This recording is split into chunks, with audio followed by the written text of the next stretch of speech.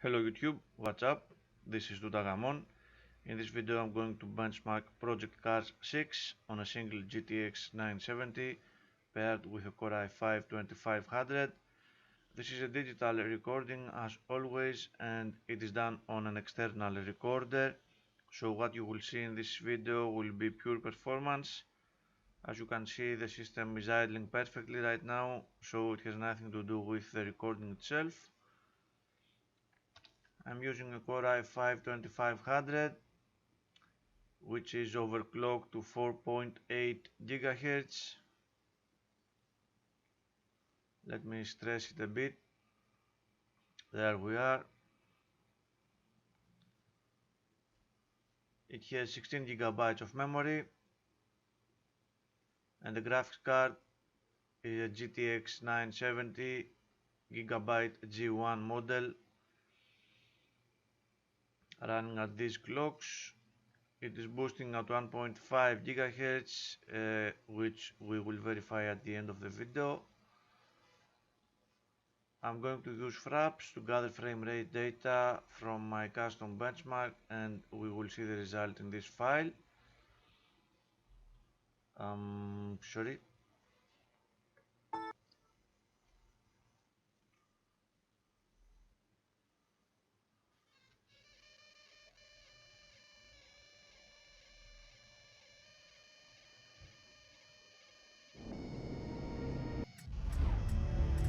Okay, let's see the options.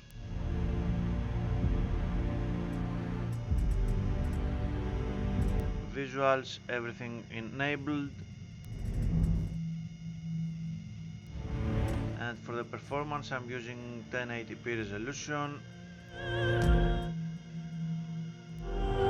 Everything at ultra, except the two extra anti-aliasing modes. They are a bit of overkill. Everything else is at the highest settings.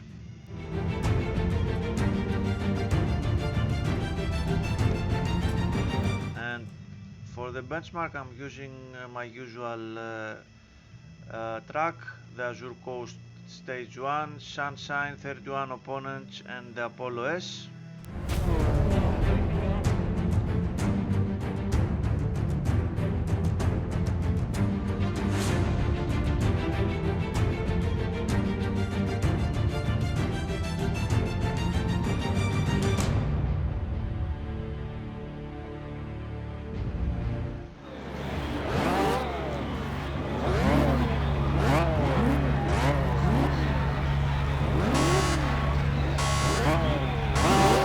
Wait for a while for the cars to move away. 2 seconds. Okay, and now I'm going to simulate the remainder of the session state. The autopilot drives much better than I do, and I'm starting the benchmark, of course.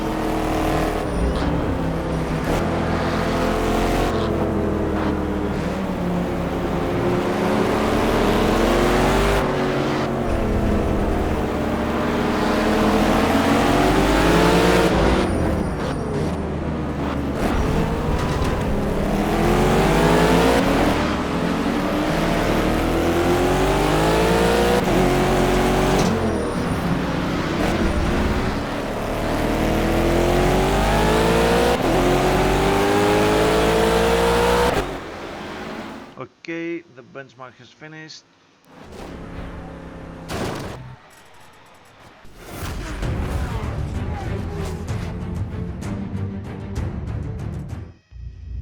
Let's exit the game and see what our monitoring tools have to show.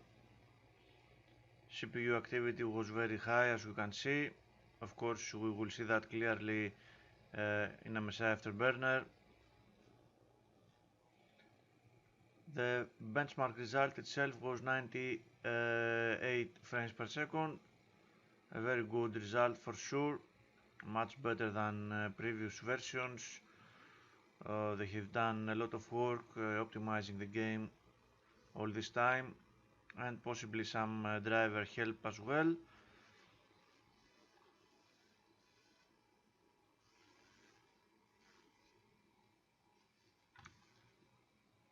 We can see the frame rate and the frame times together. They are both excellent, very good. And the funny part in all this is that the GPU usage was far from being at maximum.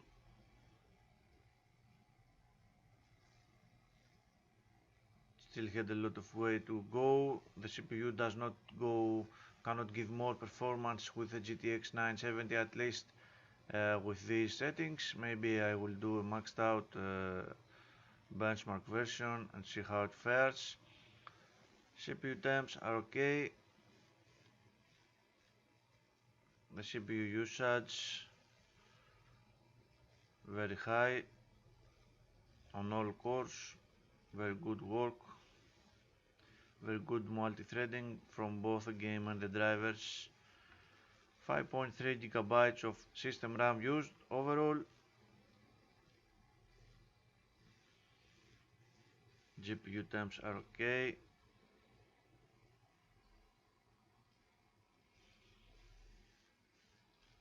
Core clock at 1.5 GHz, as I told you in the beginning. 2 gigabytes of video RAM with these settings, and the average CPU temps very good. Now let's see a more detailed analysis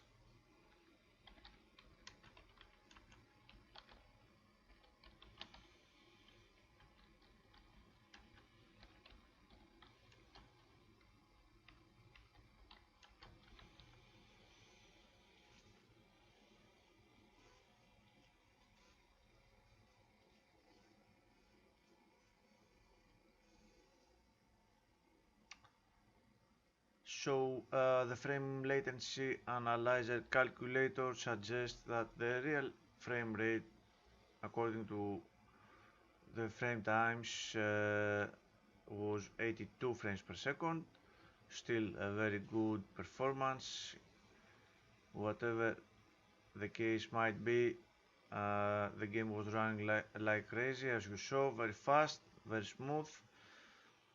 We can see the graph, the frame rate graph here again.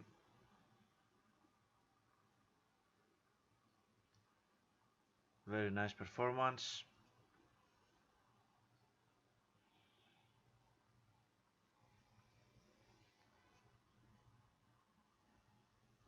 The most important metric, of course, is the frame times that were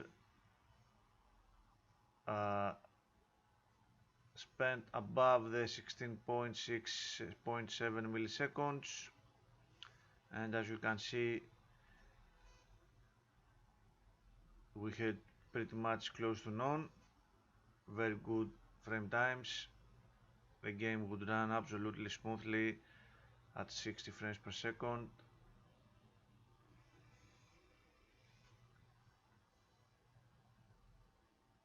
Another graph of the frame times in comparison with everything else, the variability of the frames,